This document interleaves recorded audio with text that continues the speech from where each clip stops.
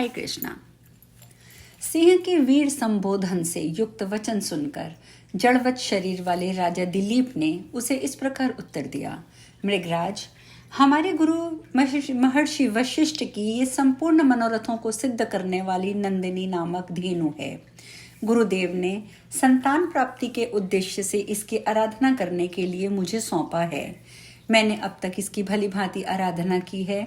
ये छोटे बछड़े की माँ है। तुमने इसे पर्वत की कंदरा में पकड़ रखा है। तुम शंकर जी के सेवक हो, इसलिए तुम्हारे हाथ से बलपूर्वक छुड़ाना मेरे लिए असंभव है। अब मेरा ये शरीर अपकीर्ति से मलिन हो चुका है। मैं इस गौ के बदले अपने शरीर को तुम्हें समर्पित करता हूँ। ऐसा करने से महर्षि के धार्मिक कृत्यों में भी कोई बाधा नहीं पड़ेगी और तुम्हारे भोजन का भी काम चल जाएगा। साथ ही गौ रक्षा के लिए प्राण त्याग करने से मेरी भी उत्तम गति होगी। यह सुनकर सिंह मौन हो गया।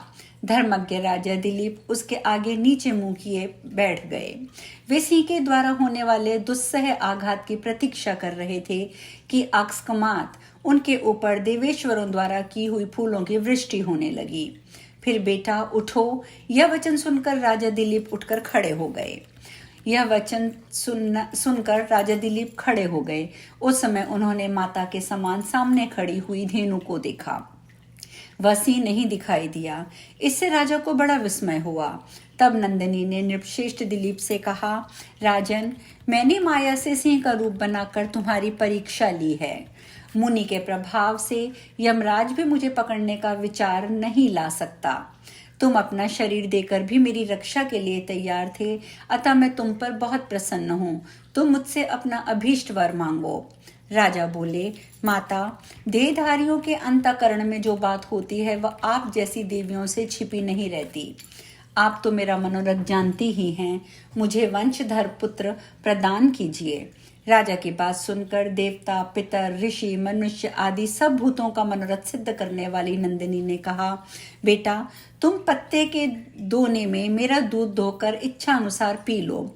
इससे तुम्हें अस्त्र शस्त्रों की तत्व को जानने वाले वंशधर पुत्र की प्राप्ति होगी। यह सुनकर राजा ने कामधेनु की दोहित्री नंदिनी से विनय पूर्वक कहा, माता, इस समय तो मैं आपके मधुर वचनामृत का पान करके ही तृप्त हूँ। अब आश्रम पर चलकर समस्त धार्मिक क्रियाओं के अनुष्ठान से बचे हुए आपके प्रसाद रूप दूध का पान भी करूंगा।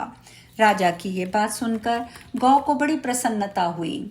उसने साधु साधु कह के राजा का सम्मान किया। तत्पश्चात वह उनके साथ आश्रम पर गई। पूर्व दिन की भांति उस दिन भी महारानी सुदक्षिणा ने आगे आकर उसका पूजन किया। महाराज के मुख को प्रसन्न देखकर रानी को कार्य सिद्धि का निश्चय हो गया। वह समझ गई कि जिसके लिए ये यत्न हो रहा है वह उद्देश्य सफल हो गया है। तदंतर वे दोनों पति पत्नी विधिवत पूजित हुई गौ के साथ अपने गुरु वशिष्ठ जी के सामने उपस्थित हुए। उन दोनों के मुख कमल प्रसन्नता से खिले हुए देखकर ज्ञान के भंडार मुनिवर वशिष्ठ जी उन्हें प्रसन्न करते हुए बोले, राजन, मुझे मालूम हो गया है कि ये गौ तुम दोनों पर प्रसन्न है, क्योंकि इस समय तुम्हारे मुख की कांति अपूर्व दिखाई दे रही है। कामधेनु और कल्प वृक्ष दोनों ही इस सब की कामनाओं को पूर्ण करने वाले हैं। ये बात प्रसिद्ध है। फिर उसी कामधेनु की संतान की भली भांति आराधना करके यदि कोई सफल मनोरथ हो जाए तो आश्चर्य की क्या बात है। यह पाप रहित कामधेनु तथा देव नदी गंगा दूर से ही नाम लेने पर समस्त मनोरथों को पूर्ण करती है। फिर श्रद्धा पूर्वक निकट से सेवा करने पर ये समस्त कामनाएं पूर्ण करे, इसके लिए तो कहना ही क्या। राजन, आज इस गौ की पूजा करके रानी सहित यहीं रात्रि बिताओ। कल अपने व्रत को विधि पूर्वक समाप्त करके अयोध्यापुरी को जाना।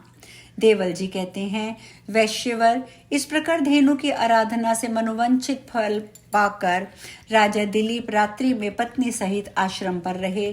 फिर प्रातःकाल होने पर गुरु की आज्ञा ले वे राजधानी को पधारे।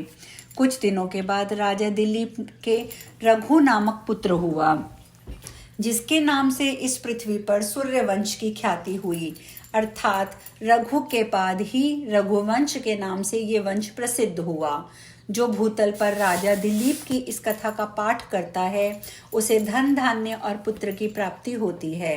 शरभ, तुम भी इस वधू के साथ जाकर श्रेष्ठ पुत्र की प्राप्ति के लिए अपनी बुद्धि से आराधना करके पार्वती जी को प्रसन्न करो। वे तुम्हें पाप रहित, गुणवान एवं वंशधर पुत्र प्रदान करेंगी। इस प्रकार शरभ से राजा दिलीप के मनोहर चरित्र का वर्णन करके देवल मुनि ने उन्हें अंबिका के पूजन की विधि बताई और इसके बाद वे अपने अभीष्ट स्थान को चले गए। आगे हम चर्चा करते हैं कि किस प्रकार शरभ को देवी की आराधना से पुत्र की प्राप्ति हुई। शिव शर्मा कहते हैं, विष्णु शर्मन, तदंतर शरभ वैश्य ने अपनी पत्नी के साथ मंदिर में जाकर पुत्र की कामना से विधि पूर्वक स्नान करके पुण्य, धूप, दीप और आदि के द्वारा भक्ति पूर्वक पार्वती जी का पूजन किया। इस प्रकार 7 दिनों तक श्रद्धा पूर्वक पूजन करने के बाद माता पार्वती ने प्रत्यक्ष दर्शन देकर कहा, वैश्य, तुम्हारी सुदृढ़ भक्ति से मैं बहुत प्रसन्न हूँ। साधो, तुम जिसके लिए प्रयत्नशील हो वह पुत्र मैं तुम्हें देती हूँ। अब तुम इंद्र के खांडव वन में जाओ, विलंब ना करो। वहां परम पुण्यमय इंद्रप्रस्थ नामक उत्तम तीर्थ है। उस तीर्थ में बृहस्पति जी के द्वारा स्थापित किया हुआ सर्व कामप्रद निगमुद्धारक तीर्थ है। उसमें पुत्र की कामना से स्नान करो, तुम्हें अवश्य पुत्र की प्राप्ति होगी। देवी की आज्ञा अनुसार शरभ पत्नी के साथ उस उत्तम तीर्थ में आए और पुत्र की इच्छा से उन्होंने यहाँ स्नान किया।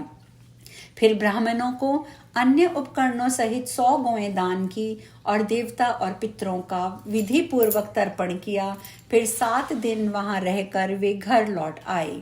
उसी महीने में वैश्य पत्नी को गर्भ रह गया। समय पर मेरा जन्म हुआ। मेरे योग्य होने पर एक दिन पिताजी ने संसार से विरक्त होकर मुझसे कहा कि तुम घर संभालो। मैं विषय कामनाओं को छोड़कर श्रीहरि की भक्ति, तीर्थ भ्रमण और सत्संग रूपी औषधि का पान करके संसार रूपी रोग का नाश करूंगा। इस प्रसंग में उन्होंने बार बार विषयासक्ति की निंदा और भगवत भक्ति की प्रशंसा की।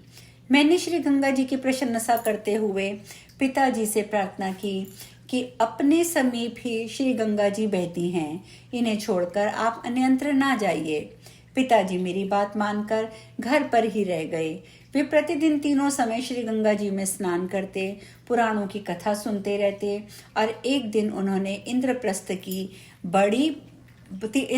की बड़ी महिमा सुनी और तब से यहाँ आकर मोक्ष कामना से निगमोद्धारक तीर्थ का सेवन करने लगे। कुछ दिनों के बाद उन्हें भयंकर ज्वर हो आया। तब यह समाचार पाकर मैं भी यहाँ आ गया। मेरे आने के बाद तीर्थराज के जल से आधा शरीर रखे हुए पिताजी की मृत्यु हो गई। उसी समय स्वयं भगवान विष्णु वहां पधारे और पिताजी को श्री वैकुंठ धाम में ले गए। पिताजी को भगवान विष्णु का सारूप्य प्राप्त हुआ देखकर उनका अंतिम संस्कार करने के बाद मैं भी भगवान का चिंतन करते हुए मोक्ष की कामना से यहीं रहने लगा। शिव शर्मा की ये बात सुनकर उसके पुत्र विष्णु शर्मा ने कहा, महान तीर्थ में निवास करने पर भी आपको फिर से जन्म क्यों लेना पड़ा? मुक्ति कैसे नहीं हुई? इसके उत्तर में शिव शर्मा ने कहा, एक दिन मैं भगवान के ध्यान में बैठा था। महर्षि दुर्वासा उसी समय पधारे और मुझे चुप देखकर उन्होंने श्राप दे दिया कि इस जन्म में तेरा मनोरथ पूर्ण नहीं होगा।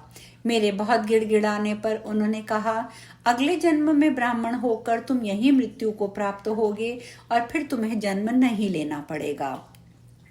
तदंतर फिर मैं घर लौट आया और मैंने संसार के समस्त भोगों को अनित्य मानकर श्री भगवान नाम की कीर्तन और भजन में मग्न रहने का निश्चय किया। कुछ दिनों बाद गंगा तट पर मेरी मृत्यु हो गई। दुर्वासा जी के कथनानुसार वैष्णव ब्राह्मण कुल में मेरा जन्म हुआ। अब इस उत्तम तीर्थ में मृत्यु को प्राप्त होकर मैं श्री हरि के वैकुंठ धाम में जाऊंगा।